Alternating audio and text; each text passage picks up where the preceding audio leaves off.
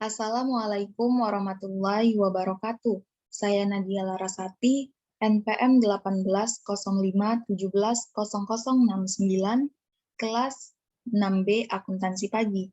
Di sini, saya akan menjelaskan tentang sampling audit dalam pengujian substantif, di mana pengertian dari sampling audit itu sendiri merupakan penerapan prosedur pengauditan atas unsur-unsur dalam suatu populasi kurang dari 100%, dengan tujuan untuk mengevaluasi beberapa karakteristik populasi.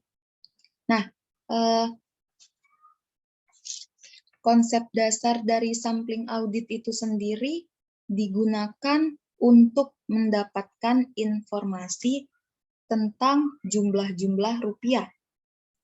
Lalu selanjutnya ada rencana sampling dalam pengujian substantif, di mana yang pertama itu memperoleh bukti bahwa saldo rekening tidak salah saji secara material, misalnya nilai buku pada piutang dagang.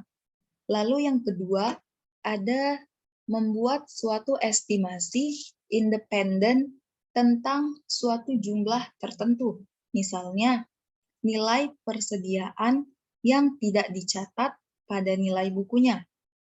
Lalu selanjutnya ada ketidakpastian, resiko sampling, dan resiko audit. Di sini resiko audit itu terbagi menjadi dua, yaitu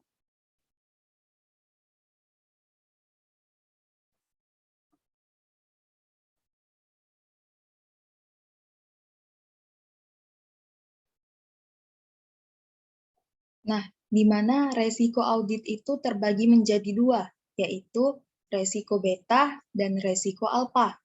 Yang pertama ada resiko beta atau resiko kesalahan menerima, yaitu resiko bahwa sampel yang mendukung kesimpulan bahwa saldo akun yang dicatat tidak salah saji secara material, ketika sebenarnya saldo akun tersebut salah saji secara material.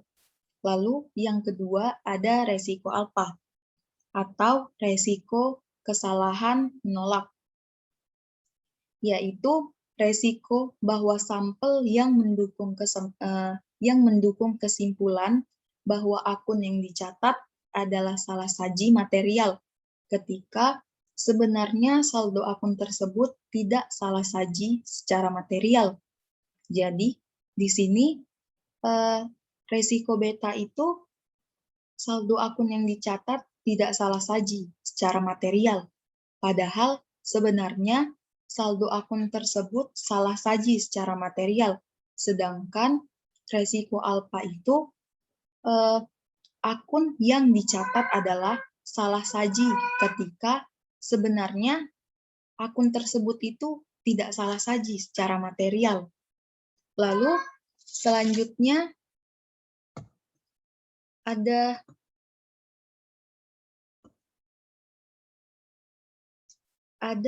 pendekatan sampling statistik, di mana pendekatan sampling statistik itu terbagi menjadi dua, yaitu sampling probabilitas proporsional dengan ukuran atau PPU dan sampling klasik.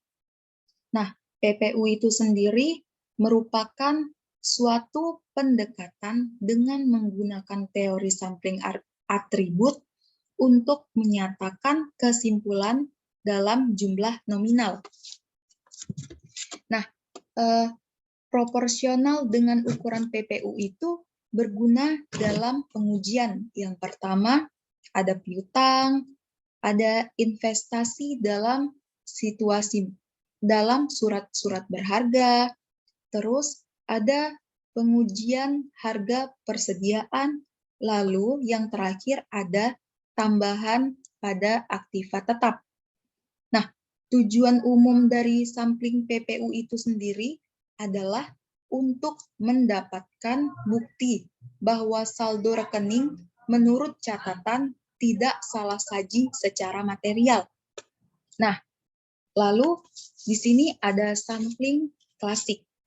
Nah, sampling klasik itu digunakan dalam mengevaluasi karakteristik populasi berdasarkan sampel yang digunakan dalam populasinya. Lalu, apa sih perbedaan antara sampling PPU dan sampling klasik?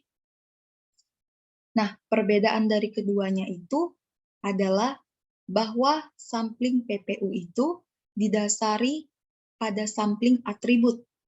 Nah, sedangkan sampling klasik itu didasari pada teori distribusi normal.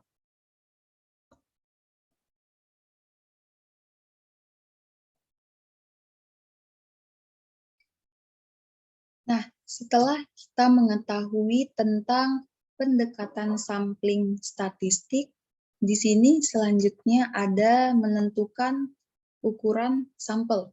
Nah, dengan menentukan ukuran sampel itu, kita dapat mengetahui rumus dari penentuan ukuran sampel, yaitu N sama dengan NB dikali FK per SD dikurang AS dikali FE. Nah, penjelasan-penjelasan dari rumus-rumus ini adalah bahwa NB itu merupakan nilai buku populasi yang diuji. Terus, kalau FK itu faktor keandalan untuk resiko keliru menerima yang ditetapkan. Terus di sini ada SD. SD itu merupakan salah saji yang ditoleransi. Lalu di sini ada AS. AS itu antisipasi salah saji. Nah, sedangkan FE itu, FE adalah faktor-faktor ekspansi untuk antisipasi salah saji. Nah, jadi dari rumus ini kita mengetahui bahwa rumus ini digunakan untuk agar tidak terjadi salah saji di dalam sampling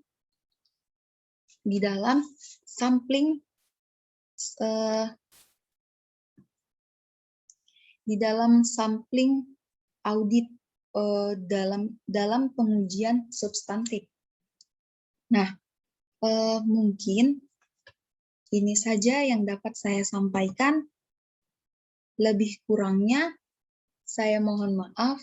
Wabillahi taufik wal hidayah. Assalamualaikum warahmatullahi wabarakatuh.